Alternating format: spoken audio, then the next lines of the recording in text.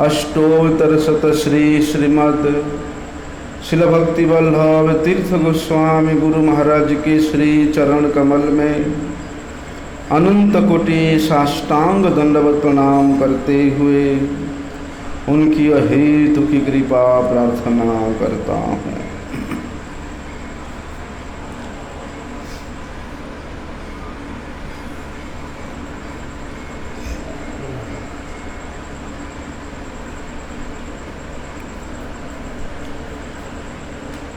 हमारा संबंध भगवान श्री कृष्ण के साथ ही है, इसलिए हमारे संबंध तत्व भगवान श्री कृष्ण ही परम तत्व है, श्रेष्ठ तत्व है। उनसे श्रेष्ठ और कोई नहीं है। इसलिए श्रील भक्ति विनोद ठाकुर महाशय बताते हैं कि जो पंडित गण है वे नित्य उस भगवान विष्णु के परम पद का दर्शन करते हैं। किस प्रकार के विद्वान? कल हम लोगों ने श्रवण किया कि भगवान की जो त्रिप्रतीति है, ब्रह्म, परमात्मा और भगवान, बोलते इन तीनों प्रतीति के तत्व को जो भली भांति अवगत होकर के परम तत्व, परम ब्रह्म, परमेश्वर भगवान श्री कृष्ण के चरणों में परिपूर्ण रूप से जिसने आत्मसात किया है, वास्तव में वे ही पंडित है। तो भक्ति विनोद ठाकुर जी महाराज बताते हैं कि ऐसे दिव्य सूरीगण, दिव्य पंडित गण भगवान विष्णु के उस नित्य स्वरूप को, नित्य परम पद का नित्य दर्शन करते हैं। कहते हैं विक्रीडितम ब्रजवधू भिरिदंच विष्णु। श्रीमद् भागवतम के रासलीला का श्लोक है ये। वहाँ लिखा है कि विक्रीडितम ब्रजवधू भिरिदंच विष्णु। इसका मतलब है भगवान विष्णु क्या उस रासस्थली में थे? यहाँ विष्णु शब्द रास बिहारी भगवान श्री कृष्ण के लिए ही व्यवहृत हुआ है, क्योंकि विष्णु शब्द का अर्थ श्रील विश्वनाथ चक्रवर्तीपाद इस प्रकार करते हैं कि विष्णु रीति तासाम मध्य द्वयोर इत्युक्ताक शक्त व्यापकत्वात् अभिप्रायेण। कहते हैं वहाँ पर जमुना पुलिन में जब रासलीला हो रहा था तो भगवान श्री कृष्ण दो गोपियों के मध्य में एक अपना स्वयं का मूर्ति प्रकट करके विराजमान थे, है ना। दो गोपिकाओं के मध्य में एक कृष्ण वहाँ प्रकट होकर के लीला कर रहे थे, लीला प्रकाश कर रहे थे। तो कहते हैं वहाँ पर इत्युक्ता व्यापकत्व अभिप्रायेषु, बोलते श्री कृष्ण स्वयं को वहाँ अनंत रूप में अपना व्यापकता को प्राप्त हुआ था, प्राप्त कराया था उन गोपियों को सौभाग्य को परिवर्धन करने के लिए। जिस प्रकार से भगवान श्री कृष्ण ही इस अनंत विश्व ब्रह्मांड में व्यापक रूप से, विष्णु रूप से व्यापक है। गर्भोदशाय विष्णु, कारुण्यदशाय विष्णु और क्षीरोदशाय विष्णु। तो क्षीरोदशाय विष्णु के रूप में प्रत्येक जीव के हृदय में, प्रत्येक ब्रह्मांड के हृदय में वे व्यापक रूप से विराजमान है। बल्कि इसी प्रकार वहाँ रासलीला के मध्य में भगवान श्री कृष्ण भी उस व्यापकता को दर्शाने के लिए यहाँ पर सुखदेव गोस्वामी जी विक्रीडितम ब्रजवधू भिरिदंच विष्णु, विष्णु शब्द का प्रयोग किए हैं। इसलिए उस सर्वव्यापक भगवान विष्णु अर्थात श्री कृष्ण वे परम पद जो स्थित है, उन परम पद को केवल मात्र उन दिव्य सूर्यगण ही दर्शन कर पाते हैं, जिन्होंने इस तत्व को, भगवत तत्व को जो अवगत हुआ है। इसलिए श्रील भक्ति विनोद ठाकुर जी महाराज ने अनेक स्थानों पे अनेक वेदों के, उपनिषदों के उदाहरण को लेकर के स्पष्ट रूप से वर्णन किए हैं कि भगवान श्री कृष्ण ही परम तत्व है, परम कारण है। यद्यपि वेदों में, उपनिषदों में कहीं कहीं मुख्य रूप से, कहीं कहीं गौण रूप से, कहीं कहीं अभिधा रूप से, कहीं कहीं व्यतिक्रम रूप से, कहीं कहीं अन्वय रूप से, कहीं कहीं व्यतिक्रम रूप से वर्णन किए हैं, लेकिन सब श्रुति शास्त्र का इंगित कहाँ पर हो रहा है? केवल मात्र उस असमूर्ध तत्व भगवान श्री कृष्ण के प्रति ही। इसलिए गोपाल तापन उपनिषद का उदाहरण देते हुए कहते हैं कि अपश्यम गोपानम अनिपद्यमानन च पराच पतिभिश्च सुरंतम ससध्रीज ही स विष्णुर्चिर्वमान आरविवर्ती भुवने स्वंतः। तापनी का मंत्र है अपश्यम गोपम अनिपद्यमानमा। बोलते हैं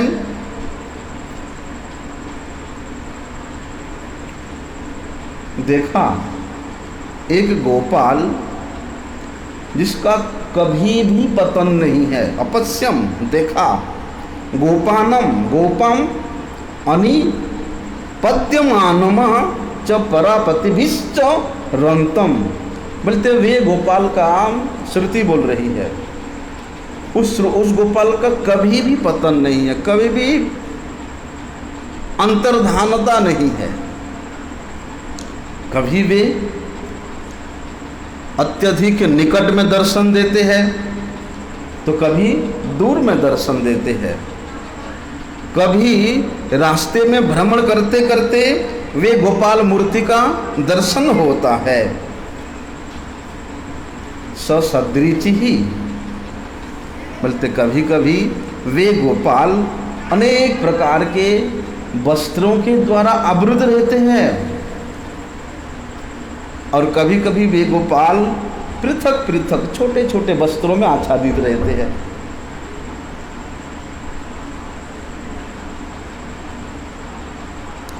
और बोलते हैं विष्णु चिरवमानो आवरिवर्ती भुवने स्वंत हो। बोलते वे गोपाल इस अनंत विश्व ब्रह्मांड में पुनः पुनः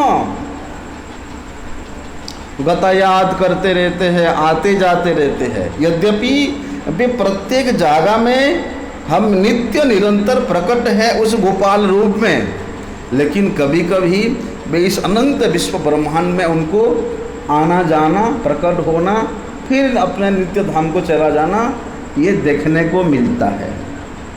भुवने स्वंतः आवरिवर्तीन विष्णु चिरवमान, ऐसा उपनिषद बताता है। इसलिए वे गोपाल ही है, वे श्री कृष्ण ही है जो कि नित्य है, जिनका कभी विनाश नहीं है, जिनका कभी पतन नहीं है। बोलते अनंत अवतार सब भगवान श्री कृष्ण के शरीर के अंदर प्रविष्ट हो जाते हैं। जितने भी अवतार हुए हैं और उन अवतारों के भी कारण सब के सब भगवान श्री कृष्ण के शरीर में प्रविष्ट हो जाते हैं, लेकिन श्री कृष्ण वे उस गोपाल रूप में ही नित्य विराजमान रहते हैं। बटस्य पत्रस्य पुटे शयानम बालम गोविंदम मनसा स्मरामि। बोलते प्रलय काल में वे गोपाल ही समस्त अवतारों को, समस्त जीव जगतों को, समस्त देवताओं को, ऋषि मुनियों को अपने श्री अंग में धारण करके उस बट पत्र में उस महासमुद्र में अपनी वृद्ध अंगुली को चूसते हुए वहाँ पर विराजमान रहते, दर्शन देते हैं, ऐसा तापनी उपनिषद कहता है।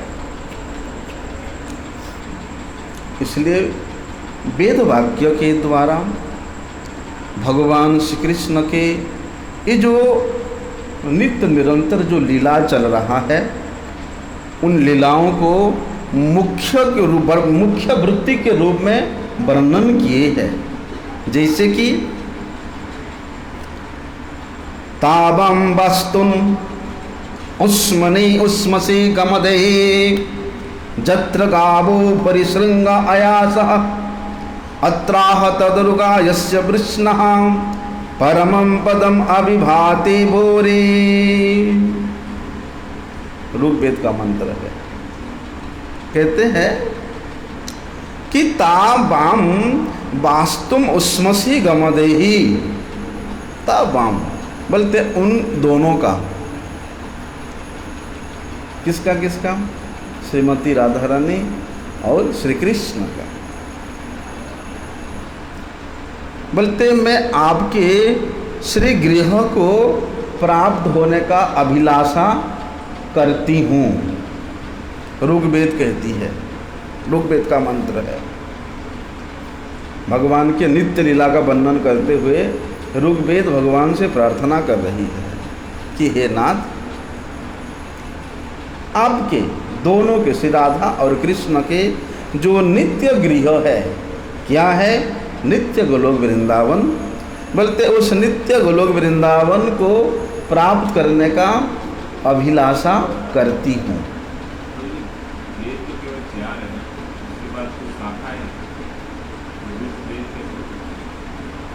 चार मुख्य वेद है, बाद में पूछना, अभी नहीं तो विषय वस्तु से भटक जाएंगे, है ना।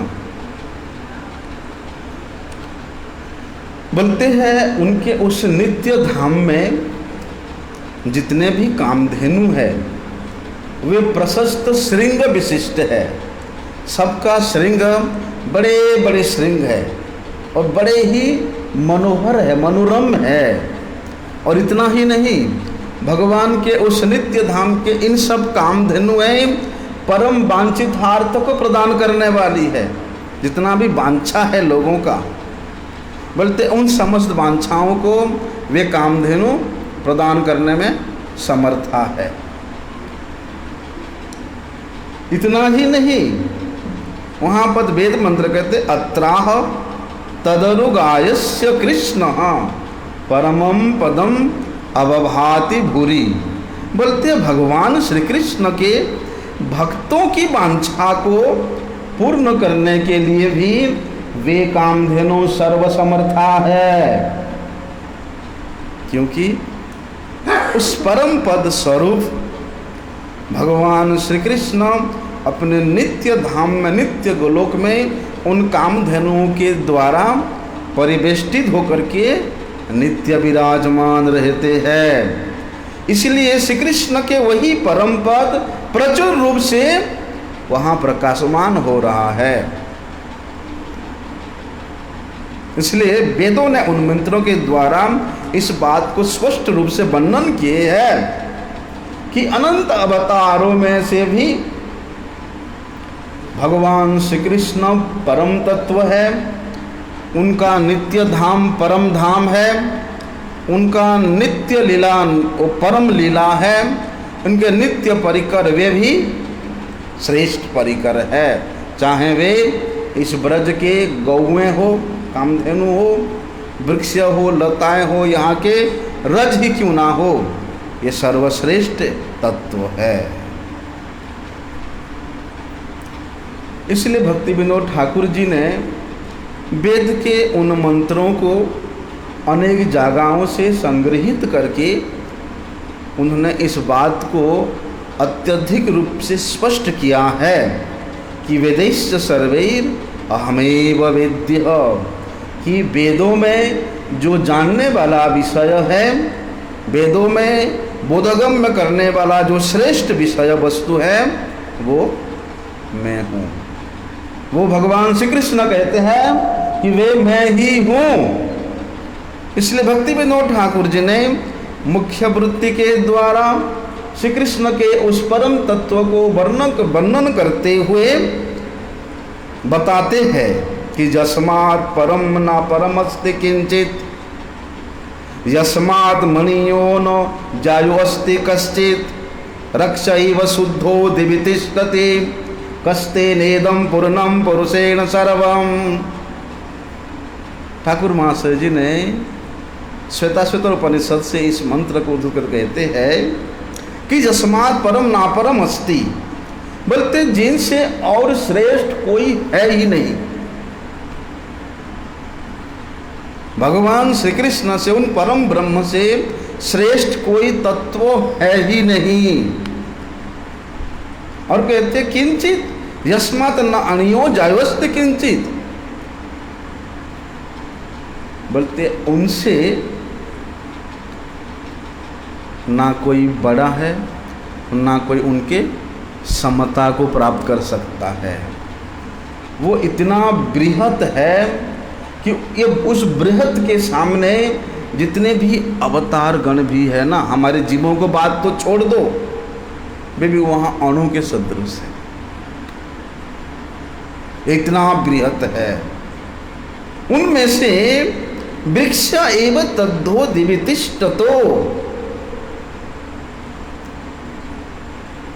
बोलते वे पुरुष स्वयं के द्वारा कर्तृत्व होकर के समस्त वस्तुओं में वे पूर्ण रूप से स्थित रहते हैं। भगवान प्रत्येक वस्तु में, प्रत्येक जीव में, प्रत्येक ब्रह्मांड में वे जहाँ भी रहे, वे वहाँ पूर्ण रूप से ही रहते हैं। लेकिन उस पूर्णता स्वरूप भगवान को जो अपने अंतरात्मा में अंतर्जामी के रूप में, परमात्मा के रूप में अनुभव करता है, वास्तव में ऐसे दिव्य सूर्य गण ही उस परम तत्व को जानने में सक्षम होते हैं। क्योंकि भगवान के कृपा के बिना भगवत तत्व को कोई नहीं जान सकता। वृक्ष एवं तद्धो दिवि तिष्ठतो, बोलते वही भगवान वृक्ष के जैसे उस ज्योतिर्मय मंडल में नित्य निरंतर विराजमान है। लेकिन उस वृक्ष की छाया को प्राप्त करने के लिए, जो कि अत्यधिक सुशीतल है, जो छाया की अत्यधिक अमृत का आधार है, जो वृक्ष की छाया की समस्त प्रकार के भय से, शोक से विनिर्मुक्त है, बोलते उस छाया तक पहुंचने के लिए, उस छाया को प्राप्त करने के लिए स्वयं के शक्ति, स्वयं के सामर्थ्य, स्वयं के विद्वता कभी भी समर्थ नहीं हो सकता है। इसलिए तो कहते हैं हिरण्मयेन पात्रेण सत्यस्य अपिहितं मुखम तत्वं पुषाणां च स्नसु सत्य धर्माय दुष्टये। इसलिए उस सुशीतल वृक्ष जो कि भगवान पूर्ण रूप से वहाँ पर अपने पूर्णता को प्राप्त कराते हुए विराजमान है, उस वृक्ष की छाया को प्राप्त करने के लिए बल्कि भगवान श्री कृष्ण के कृपा के बिना और दूसरा कोई उपाय है ही नहीं। अर्थात शुद्ध भक्ति के बिना, शुद्ध वैष्णव चरण रज का अनुगत्य स्वीकार के बिना भगवान के साक्षात्कार लाभ करना असंभव है। इसलिए हिरण्मयेन पात्रेण, इसलिए उपनिषद कहते हैं कि भगवान के कृपा के बिना शुद्ध भक्ति लाभ नहीं होता, और शुद्ध भक्ति के बिना उस भगवान के कृपा को लाभ नहीं कर सकती है। तो फिर क्या कहते हैं, ज्योतिर्मयेन आच्छादेन अवतिष्ठति, बोलते उस पर ब्रह्म इतनी ज्योति से परिपूर्ण है, उस परम ब्रह्म इतनी ज्योतियों के द्वारा आच्छादित है कि उन तक पहुंचने के लिए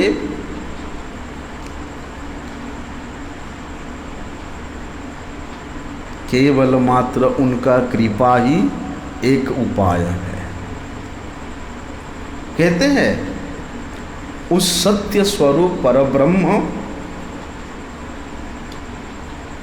केवल सेवन मुख वृत्ति के द्वारा,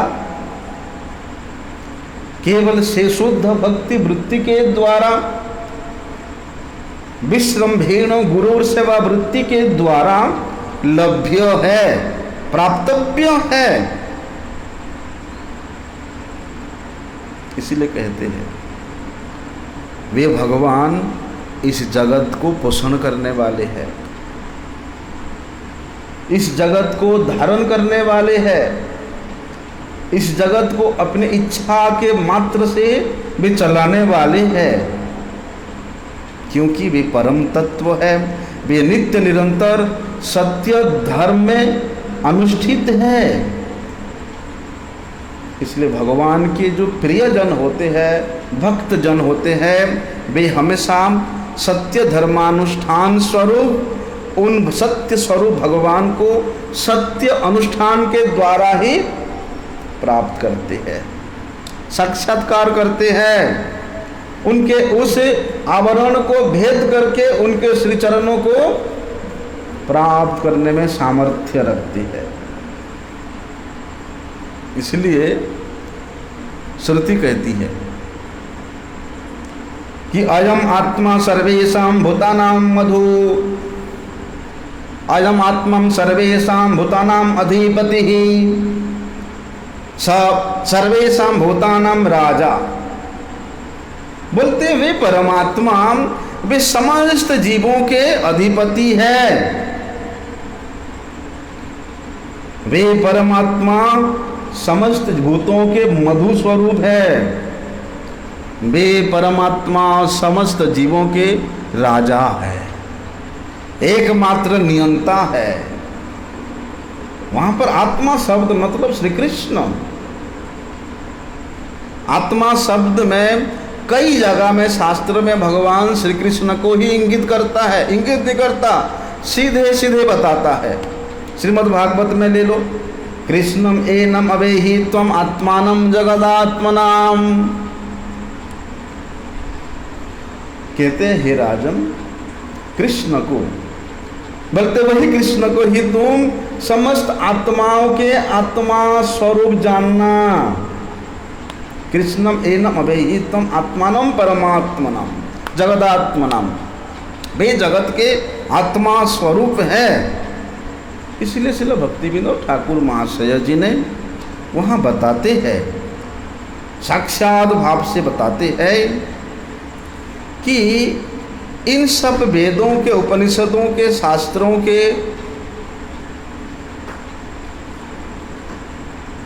उद्देश्य को, किस प्रकार के उद्देश्य को, कि हमारे संबंध तत्व भगवान श्री कृष्ण ही परम तत्व है, परमेश्वर है। इसलिए छांदोग्य उपनिषद का मंत्र को बताते हुए भक्ति विनोद ठाकुर महाशय वहाँ बड़े ही सुंदर उदाहरण देते हैं। तच्च द्रुतम युजदिदम अस्मिन् ब्रह्मपुरे ददहम पुंडरीकम विस्म सबृच्छायास्य जरयेत जिज्यति इति एष आत्मा हपहतः पाप्मा विजरो मृत्युर्तिर्विशको विजियत् सोऽहं पिपासः सत्यकाम सत्यसंकल्पः सज सजति सखी लोककामो भवति संकल्पादेवस्य सखास्य समुत्तिष्ठन्ति तेन सखी लोकेन संपन्नो महीयते श्यामात् सबलम प्रपद्ये सबलात् श्यामम प्रपद्ये। इस वेद वाक्य का सीधे सीधे अर्थ यही है कि उस ब्रह्मपुर में बोलते भगवान के अंग कांति से अधिष्ठित जो पुर है, जो साम्राज्य है, जिसको ब्रह्मपुर कहते हैं, उस ब्रह्मपुर के मध्य भाग में बोलते हैं सहस्र पद्म पुष्पों के द्वारा सुशोभित एक सुंदर अपराकृत धाम है। और उस अपराकृत धाम के विषय में हम लोग ब्रह्म संहिता में भी श्रवण करते हैं। सहस्र पत्र कमलम सहस्राक्षम सहस्र पद कमलम गोकुलाक्षम महत्पदम तत्कर्णिकारम तद्धाम तदनंतांश संभवम। वहाँ पर बताते हैं ब्रह्म संहिता में कि उस जो चिद विलासमय भगवान श्री कृष्ण के जो विलास पीठ है, विलास धाम है, उस अपराकृत गोलोक धाम का वर्णन करते हुए ब्रह्मा जी बता रहे हैं कि उस सर्वोत्कृष्ट गोलोक धाम जो कि भगवान अनंत देव के अंश से नित्य प्रकटित है, स्वयं अनंत देव ही, स्वयं शेष जी ही उस अपराकृत गोलोक धाम के रूप में अपने को विस्तार किए हैं। वो किस प्रकार है? बोलते सहस्र पत्र कमलम, बोलते कमल के हजारों हजारों पत्रों से परिवेष्टित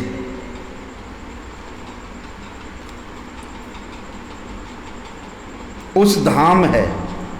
और उस कमल पुष्प का जो कर्णिका है, पत्र है कमल पुष्प का, वे इतना विशाल विशाल पत्र है कि एक एक पत्र में कमल पुष्प के पत्र में एक एक मंजरी अपनी अपनी अनंत सखियों को लेकर के भगवान श्री कृष्ण को आनंद विधान करने के लिए नित्य विराजमान रहती है। जैसे जैसे उस कमल पुष्प के पत्र धीरे धीरे वृद्धि प्राप्त होकर के दूर दूर जाता है, ऐसे ही श्रीमती राधा रानी के अनुगता सखियों में से सखी किंकरी मंजरी, उनके फिर जितने भी अनुगता इस प्रकार से वहाँ विराजमान है।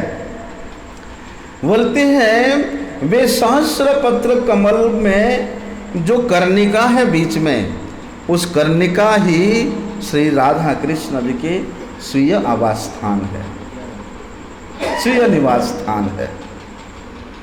बोलते हैं वे गोकुल, वे परम ब्रह्म धाम किस प्रकार है? वे अमृत का आश्रय स्वरूप है। अर्थात जहाँ पर ना दुख है, ना कष्ट है, ना शोक है, ना मोह है, ना जरा है, ना व्याधि है, ना भूख है, ना प्यास है। जरा मरणात् नैवच्यते तत्र, कुछ भी नहीं है। इसलिए जो सब चित्कण जीव उस धाम में रहते हैं या वहाँ गमन करते हैं, उनका विशेष रूप से अप्राकृत 8 प्रकार के गुण होता है, क्योंकि शुद्ध आत्मा ही वहाँ पर पहुँच सकता है। इसलिए शुद्ध आत्मा का 8 प्रकार के अप्राकृत गुण शास्त्रों में बताया है कि वे शुद्ध आत्मा पाप और पुण्य से परिपूर्ण रूप से शून्य होते हैं, पाप से भी पुण्य से भी मुक्त होते हैं, विजर होते हैं, जरहीन होते हैं, विमृत्यु, विशोक, क्षुधा रहित, पिपासा रहित, सत्य काम और सत्य संकल्प, ये शुद्ध आत्मा का 8 प्रकार का अपराकृत गुण है। इसलिए उस नित्य धाम में गोलोक वृंदावन में जो लोग जो आत्मा जो शुद्ध आत्मा रहते हैं, उनमें पाप पुण्य का वासना तो रहता ही नहीं है, किसी प्रकार का जरा व्याधि होता नहीं है, ना वहाँ मृत्यु का डर है, ना शोक करने का डर है, ना उनमें भूख प्यास लगती है। वे केवल सत्य काम है और सत्य संकल्प है। बोलते वहाँ पर ये सब शुद्धात्मा कोई सख्य रस में, कोई वात्सल्य रस में, कोई माधुर्य रस में श्री कृष्ण के साथ वहाँ सेवानंद का अनुभव करते हैं, अर्थात सेवा रस का उपभोग करते हैं। लेकिन कहते हैं उस नित्य धाम में केवल मात्र क्या बताते हैं कि श्यामं प्रपद्ये, श्याम सबलम प्रपद्ये, सबला श्यामम प्रपद्ये। बोलते हैं ह्लादिनी शक्ति संयुक्ता भाव लेकर के वहाँ के समस्त शुद्धात्मा, क्या भाव लेकर के? ह्लादिनी शक्ति संयुक्ता भाव लेकर के, अर्थात गोपी भाव लेकर के, श्रीमती राधा रानी के अनुगता भाव लेकर के केवल मात्र श्याम चांद को ही नित्य उपासना करते हैं। सबला श्यामम प्रपद्ये, बोलते वे श्याम सुंदर ही वहाँ एकमात्र अधिष्ठित देवता है, नित्य उपासना के तत्व है। इसलिए वेदों में साक्षात रूप से भगवान के उस नित्य धाम का, नित्य लीला का स्वप्रकाश इस प्रकार से किया है। इसलिए भगवान श्री कृष्ण के उद्देश्य से वेदों में कई जगह में कई सूत्र वर्णन है। जैसे काठोपनिषद में वर्णन आता है कि उस धाम कैसा है, उस धाम के शुद्धात्मा कैसे है, और उस धाम के जो नित्य उपासना के तत्व है श्याम चांद, श्याम सुंदर, वो कैसा है। काठोपनिषद बताती है कि न तत्र सूर्यो भाति न चंद्र तारकम नेमा विद्युतो भांति कुतो अयम अग्नि तमैव भांतम अनुभाति सर्वम तस्य भाषा सर्वम इदम विभाति। बोलते हैं उस परिपूर्ण ब्रह्म को, उस नित्य चिद्धाम को ना तो सूर्य चंद्र तारका उद्भासित कर सकते हैं और ना ही विद्युत अग्नि इत्यादि उस नित्य धाम को, नित्य तत्व उद्भासित कर सकते हैं।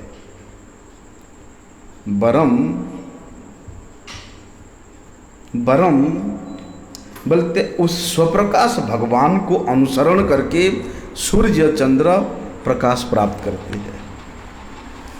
उस स्वप्रकाश ब्रह्म, उस धाम को अनुसरण करके विद्युत अग्नि इत्यादि स्वयं का प्रकाश प्राप्त करते हैं।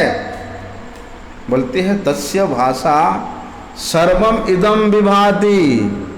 उस परमेश्वर परमात्मा भगवान श्री कृष्ण के आभा से, बोलते ये अनंत विश्व ब्रह्मांड आभासित होती है। लेकिन उनको भाषित करने के लिए कोई नहीं है।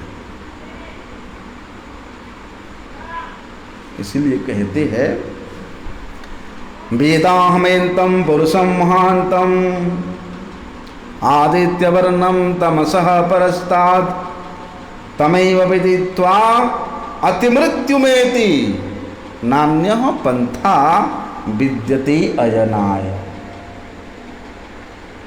बड़े ही सूक्ष्म सूक्ष्म विचार है। हम लोगों को इसको श्रवण करके हमारे गुरुवर्गों ने, गुरुजनों ने अत्यधिक परिश्रम करके कहाँ कहाँ से वेदों से, उपनिषदों से, शास्त्रों से इन सब गुण रहस्य को संग्रहित करके हम लोगों के मंगल के लिए स्थापित किए हैं। इसलिए उन सब वचनों को, उन सब वाक्यों को श्रवण करके धारण करना वास्तव में एक कल्याणकांक्षी साधक का परम कर्तव्य है। इसलिए बड़े ध्यान से हम लोगों को इसको सुनना चाहिए। कहते हैं वेदाहम एन्तम पुरुषम महानतम। बोलते वेदों में जिस पुरुष को परम तत्व के रूप में निरूपण किया है वे पुरुष कैसा है? बोलते स्वतः प्रकाश है, और वे पुरुष सबको प्रकाशित करता है, लेकिन उसको प्रकाशित कोई नहीं कर सकता। बोलते हैं वे तमसः परस्तात्, वे प्रकृति से अतीत है, प्रकृति के कण कण में रहते हुए भी वे प्रकृति से अतीत है।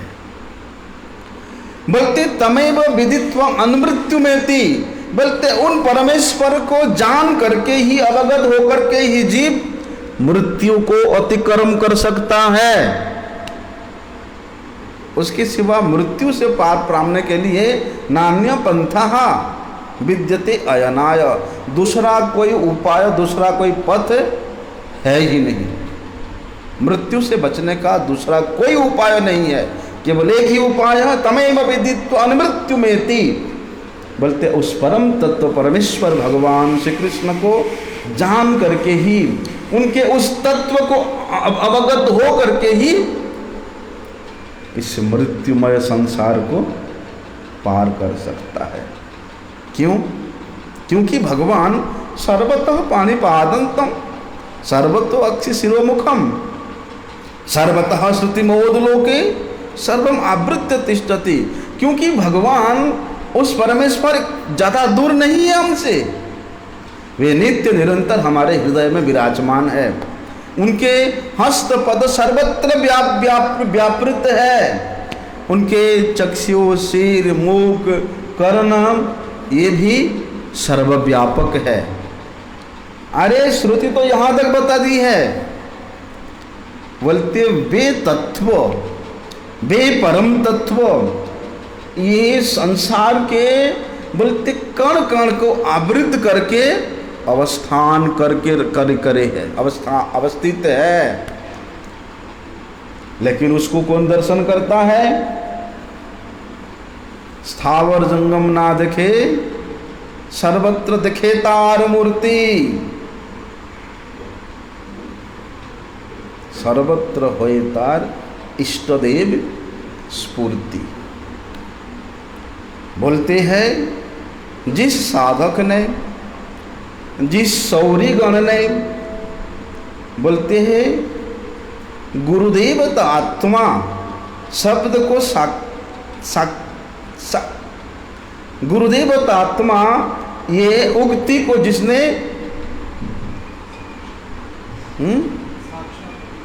साक्षात किया है,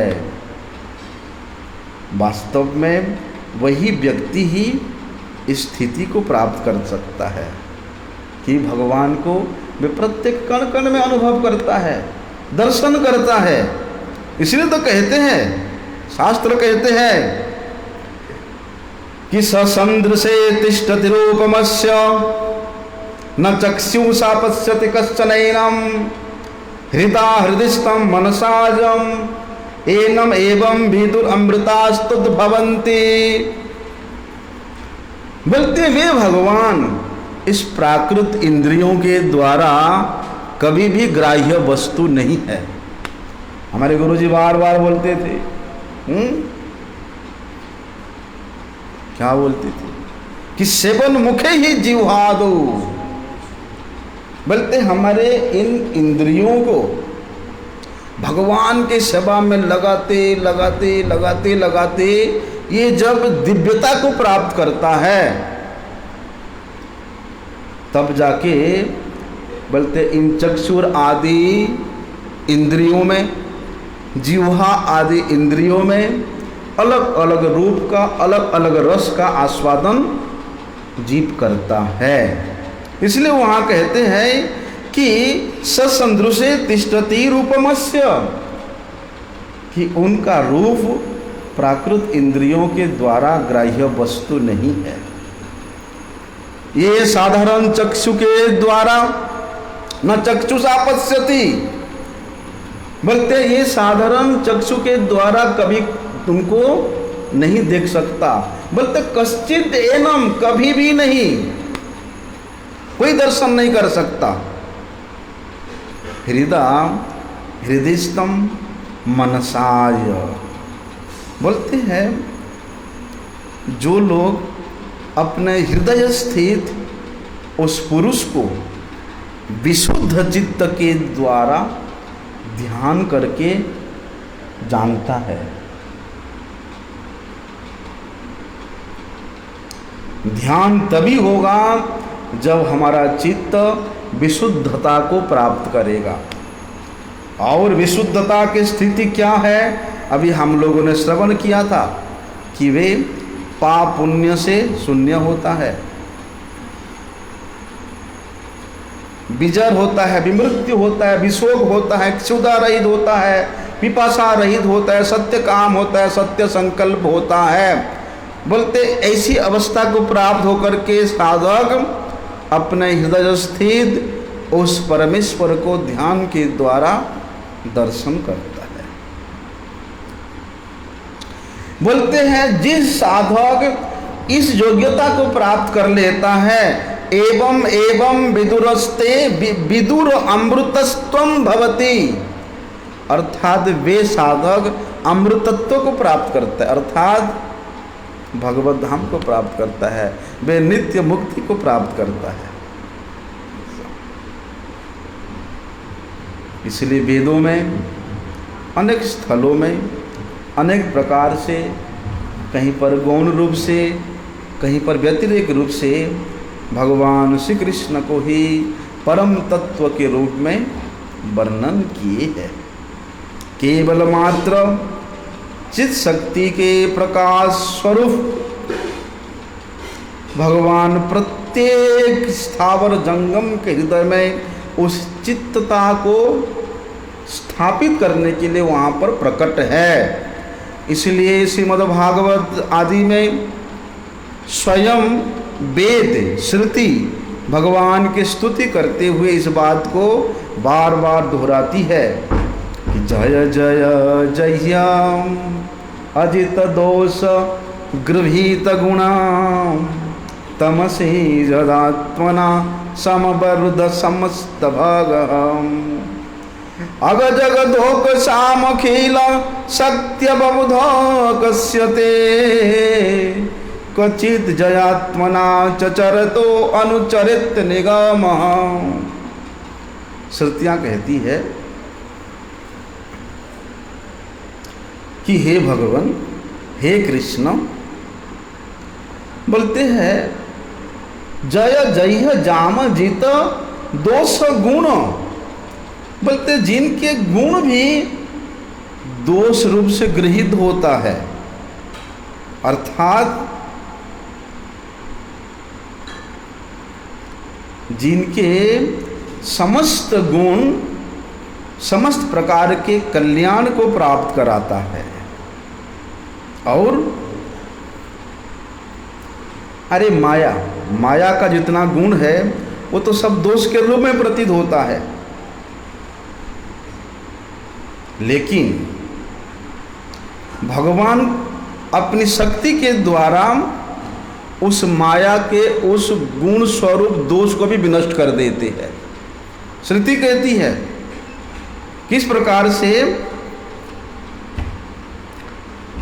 कि हे भगवान, आप आत्मशक्ति स्वरूप है, आप चित शक्ति स्वरूप है, आप हमेशा समस्त प्रकार के ऐश्वर्य के अधिपति स्वरूप है। स्थावर जंगम जितना भी जीव जगत है सब आपके ही इच्छा से सृष्टि को प्राप्त करते हैं, आपके इच्छा से सब पालित होते हैं और आपके इच्छा से सब विलय को प्राप्त होते हैं। इसीलिए वेदों में आपको दो प्रकार से वर्णन किया है। किस प्रकार से? जब आप माया शक्ति को चालना करते हैं तब इस प्रकार वर्णन करते हैं। किस प्रकार से? कि उस माया का अगर कोई गुण भी है उसको दोष के रूप में प्रतीति कराते हैं प्रत्येक जीवों में।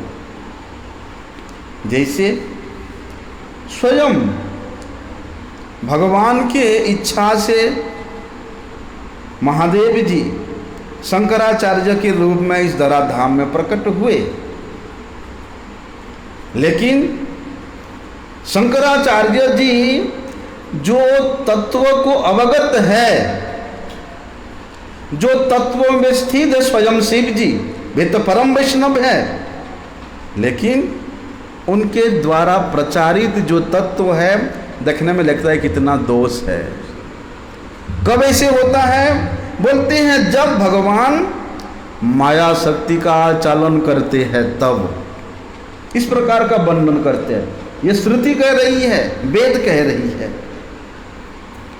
और जब भगवान आत्मशक्ति का प्रकाश करते हैं, चित्त शक्ति का अवलंबन करके वे ब्रज लीला करते हैं। ब्रज में मधुर मधुर अनेक लीलाएं करते हैं। तो इस प्रकार